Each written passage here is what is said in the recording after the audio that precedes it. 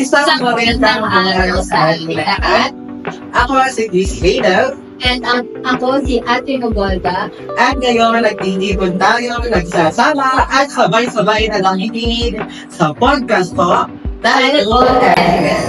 So ngayon, meron tayong mga nakakasama mga bisita, Mga nagkakantahan. mga nagkakabuhan, at ngayon sila ay ating makakasama bilang ating mga guests at mga sagot ng ating mga katanungan. So, Ang telephone etiquette. yes, kung ano ang telephone Tapos etiquette. mga kahalagahan nito. Then, mga experience. Tapos yung mga natutunan nila sa mga na-encounter nila sa makikipag-usap sa phone. Yes. So, mag-start tayo sa aking website kay Mr. Bolotko. Kumusta na academics? Ayos naman, feel nakakasumbay. Eh, Mr. Ramos. Okay naman. Saya naman ang araw mo ngayon. Hindi lang. Saya. Bakit ako masaya? Araw para ako nagpapakinig kay Mr. Ramos. Ang alam ko talagang inam dito si Mr. Salaveria. Andito naman sa right side namin. Kamusta naman? Ito, kaya pang-break ko naman. Late. Parang hindi. Parang hindi. So, ang lahat naman is nakumustan natin and some of you is Teka, nakalimutan natin kamustahin naman. Ikaw, kamusta ka? Kamusta yung sarili ko? Sarili namin. So, kamusta ako? Ano, okay lang naman. Nakakabaon. Higaan. Tapos, also marami ang balang kasi kumbitin na naman tayo sa age and pinasok natin. Siyempre na marami ang balang. And also sabay-sabay din ang mga academics na hanggang maaari ay nakaya hanggang kaya. So, ikaw naman part. Ito, okay lang. Hindi, okay lang naman. Overall, okay lang. Kasi kahit napakadaming sabay-sabay ng activity, maging simulan na natin to. Huwag nang mahabain pa. Simulan na natin. Quiz killer. Ano ba Simulan na ba? natin ang ating topic ngayon, which is the telephone etiquette. So, ang telephone etiquette, para mas madali na rin maintindihan, ang telephone etiquette is yung pag-communicate natin using our telephone. Kumbaga, doon natin makikita yung manners at yung impression pag may kausap tayo. Nandun din yung tone of voice, kung saan di ba pag may kausap ka, pag medyo malakas yung boses mo, siguro may misunderstanding. Kasi pag minsan, baka sabihin ng kausap mo na, ay, galit ko ayaw ko ng kausap ko. Pag nagkakaroon ng barriers or conflicts sa pagkakaroon ng telephone. So, mag-start tayo sa professionalism. Pag sinabing professionalism, ito yung pag-communicate naman about sa manners and always show your professionalism.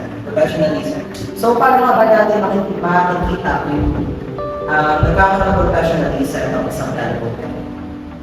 I think pag dun sa phone, like parang sasagot kayo, hindi naman pwedeng pagsagot yung parang dito pang kapit-bahay na sagutan lang. Dapat once na magkakaroon tayo ng parang sasagot tayo ng phone, simulan natin sa hello po, or hello, hindi sa kamusta pero hello po, sino po to, or kaya naman hello, yun po sa hindi natin agad babardagunin sinagot yung agad natin. Nandun dapat, talaga, yung parang, siguro dun din sa smile habang Yung parang tawag voice mo, kailangan mo medyo vibrant, ambient, tapos yung voice mo, kailangan mo parang ma-uplift yung kausap mo para maintindihan niya na hindi ka galit. So, bago tayo pumunta sa next topic natin, matanong ko lang yung mga bisita natin. Meron ba kayong na-encounter na misunderstanding sa pagdating ng telephone o kung bagay yung call tapos nagkaroon ng misunderstanding sa line side natin? Ano yung mga naging barrier? Yes, I have experience. Nung may tumawag sa akin, hindi ko na siya kilala, pero may sabi niya sa akin is, order mo to, pero wala namang in-order. sabi sa akin is order mo to, pero tingnan ko sa akin cellphone and sa akin Shopee na kung ano nang order, nagtanong ko na kaninong pangalan. Pangalan ko lang ng nanay ko. Parang naging akin yun, hindi naman akin yan. Ay, ang ginamit para sa ng nanay ko is yung number ko. So yun, sabi ko, wala din yung nanay ko nasa kabilang bahay namin. So paano nagawa na solusyon? Sabi, ipinunta ko yung nanay ko sa kabilang bahay namin. Pero punta ko yung nanay ko sa bahay namin. So, ang naging problema, si Shopee rider pala. Na-experience na rin ako. Oo, kasi din naging problema doon, yung nanay niya.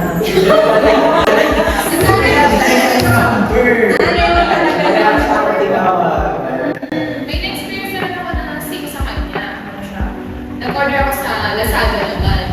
Tapos, kasi di ba ako yung parang nag-dorm ako, nag-boarding house. So, hindi ko na nagkaintindihan ng driver kung saan ba talaga yung address ko. So, tinatry na i-deliver yung parcel ko sa amin. Tapos sinasabi doon na pumunta pa. Wala naman tumatawag sa akin na ganyan, pero lagi may nag-chat. Tapos one time, tumawag sa akin, parang patatlong attempt na, saka pa lang tumawag. Parang i-repair na daw sa seller yung parcel. Hindi, yun na, i-repair mo. Hindi ko alam ito. Okay. So, parang ang problema talaga lagi, rider. Shout out po sa rider. So, doon sa naging conflict nyo, misunderstanding talaga.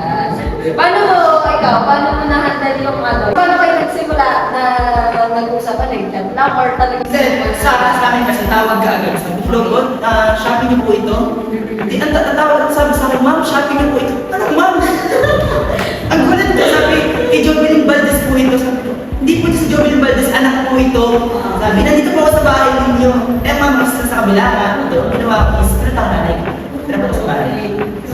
Nakulo talaga palang yung Kaya nakikita natin ang iba't iba nilang mga experience pagdating sa misunderstandings. Ayaw, baka may okay kayong experience dyan. Sa akin naman is wala pa akong nangyayari. Ang next topic natin ay ang impression.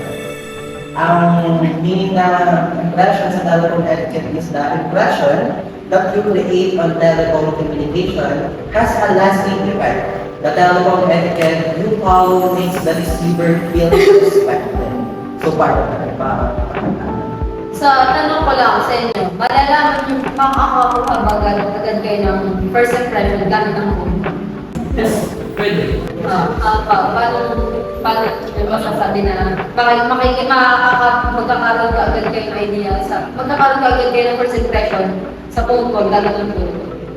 Sa boses. Pag maganda yung tone ng boses. Tsaka di ba parang na-experience naman natin yun, for example, sa call center. Okay. Makikita tayo na, huwag mo cases ganito, ganyan. Like, parang sa tono ng boses nila, malalaman mo talaga na maganda yung chat lang sila na ganyan. Hindi yung parang, no! Ano, parang Paano natin makahandle yung impression? For example, no discrimination. For example, gay. Tapos yung boses niya ako, lalaki. Paano natin makahandle yun? siguro kung tayo nagkagamit tayo ng mga pronouns na like his, her, parang hindi sila parang baka kasi bigla silang ma-open, bigla sabihin na Or pwede naman ito lang, is this Mr. or Mrs.? Ganun parang Mr. or Mrs. Para Miss parang sabi daw, kapag nag-handle ng first ng phone call, malalaman, pwede ka daw pumitik, tapos doon daw malalaman na yung habang kausap mo nakangiti ka. Kaya ano ba yun? Kumbaga, magaan yung usapan pagka gano'n. Kapag nakasmile. Oo.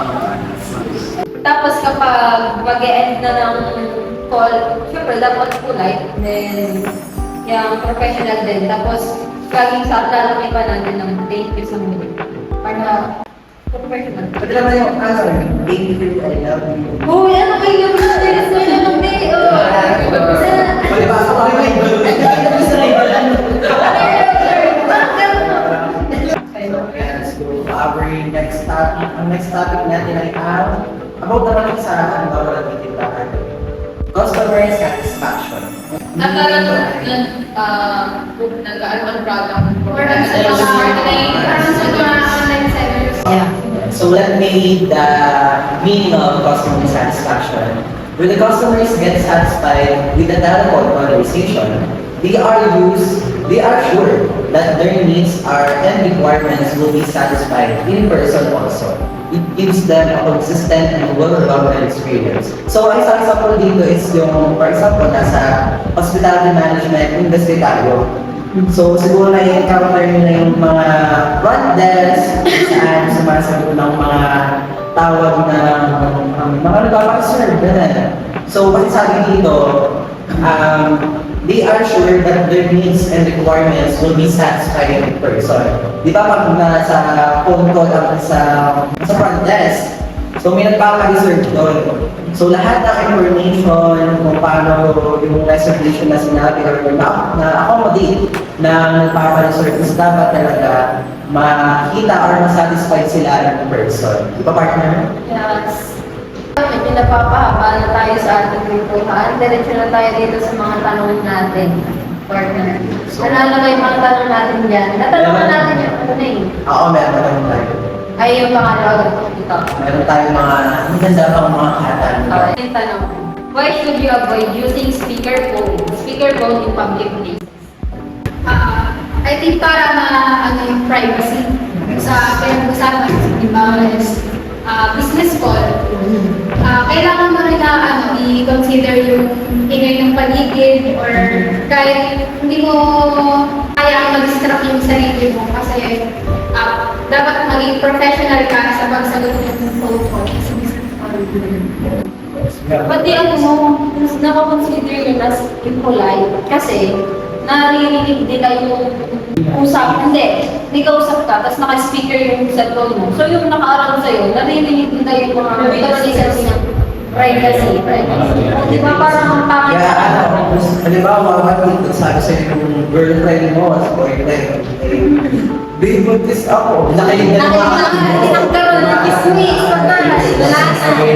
So, kailangan talaga, kasagot tayo ng phone in public, siguro hindi siya naka-speaker sa Pag nakaka-respond ko din naman kasi minsan. Oo. Malamang kasi kung may katabi ka nito sa nagtapos na speaker ka, rinig na rin yung mga palagyan. So, how about the voice? Pero sa ano, halimbawa sa minsan sa bus, yung mga pag-usap. Pero natutunan ko, ano, mas may nakasampo sa Alam din yung pag-usap, parang nasa mundo. Sabi, masundo na nga!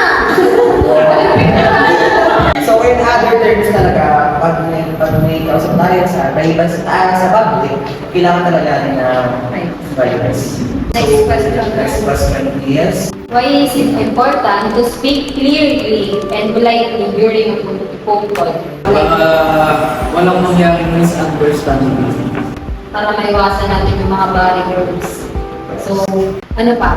Bakit kailangan daw? Ano pa? Idea, bakit kailangan natin magsalita sa phone call ng clearly tapos dapat polite? Siyempre, una, para rin nga, tama, para maiwasan ng misunderstanding. And then pangalawa, makasave ng time. Kasi kung hindi na maayos yung pakikipag-usap mo, makakakakas yun ng maraming time kasi ang dami yung pampaliwanagan. Kasi ganito ganyan. Sabi nga ano, paligoy-ligoy pa. Oo, lagi kang paligid-ligid. I-straight to the point.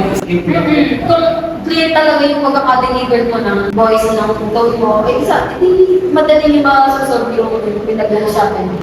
so we have here the telephone etiquette elements. So, ito yung mga elements kung paano natin magagawang mas maganda, mas better, at mas maayos ang pag-communicate natin using the telephone etiquette. So, we have here the first one, friendly greetings. The meaning of this is the way you greet your caller must be warm and pleasant.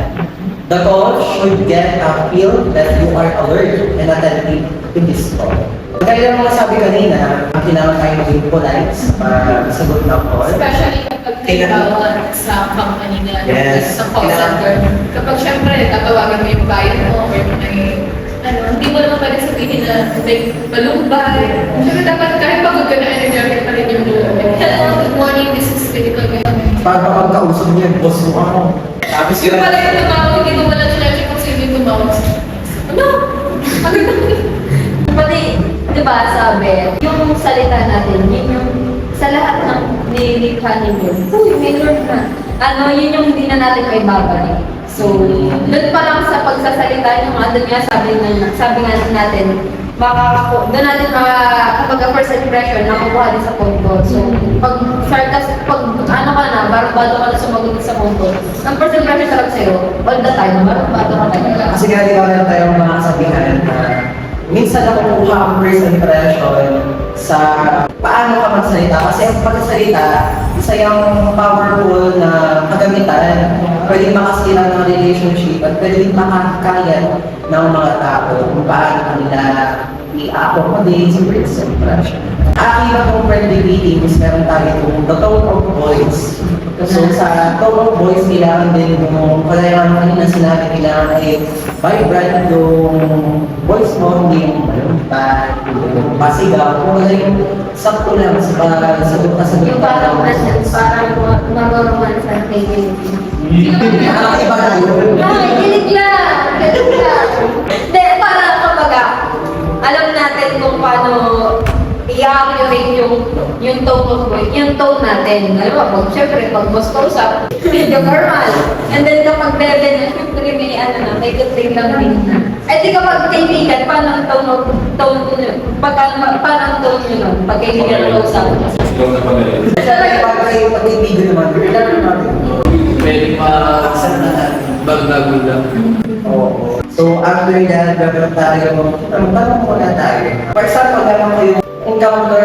Pag meron kayong ako, meron kayong encounter na barriers like ingay, nawalang bigla ng gold, nawalang bigla ng signal, tapos yung choppy, paano nyo na, paano kayo nakapagawa ng solusyon or ng paraan para magkaroon na, para maging maayos ulit yung flow ng telephone.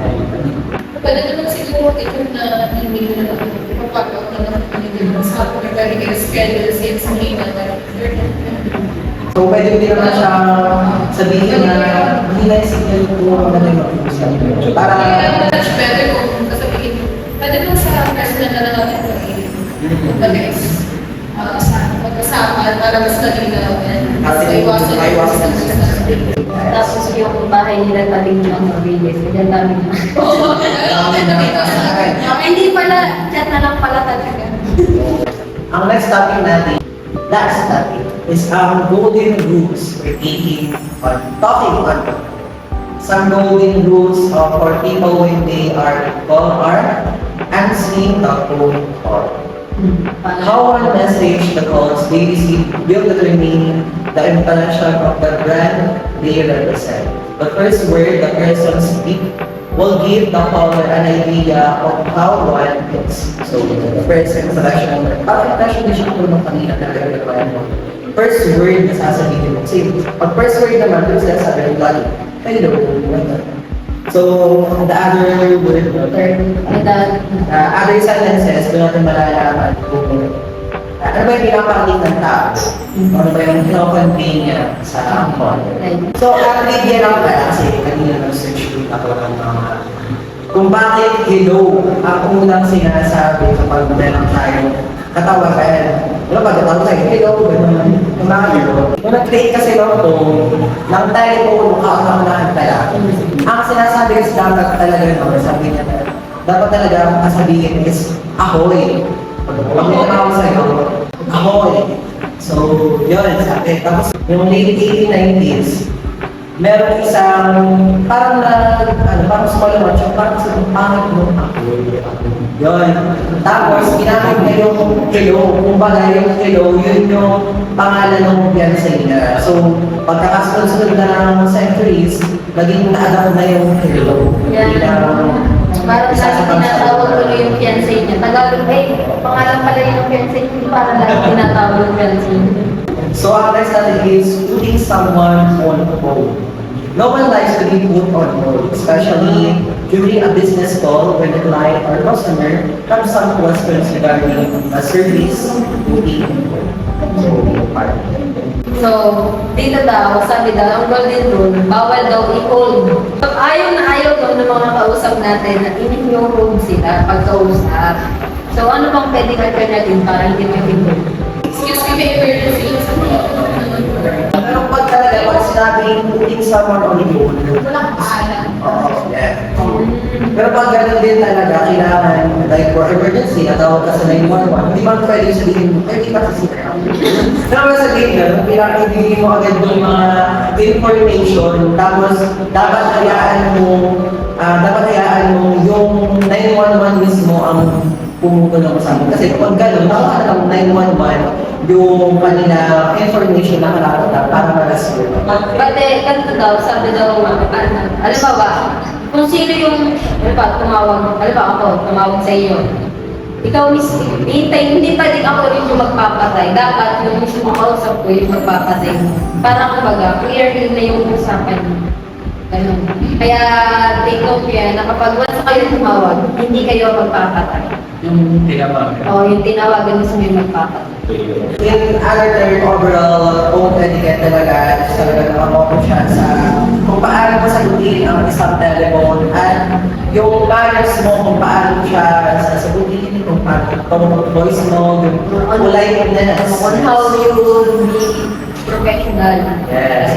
Hindi lang pala ang professionalism, hindi lang pala siya more on sa ano lang, mismong actual. Sa telephone din pala, meron din dapat professional ka rin pala. Yeah, sa messaging. Overall, that is telephone etiquette. Baka naman gusto ko i-shout out. Kaya mo ba i-shout out? Shoutout kay Nokia. Or pakilala mo natin, hindi masyadong kita yung name natin. Yes. So, at aking right side, meron tayo dito si Miss Daisy Panasa, Mr. Jensen Valdez, Miss Angel Lipina, And dito naman sa aking left, si Mr. Balagpoco, Mr. Ramos, and Mr. Salabrina. Alam mo ha? So, yan, dito na tayo nagtatapos ang ating podcast talk show, Telecom Etiquette. Hanggang sa muli, salamat!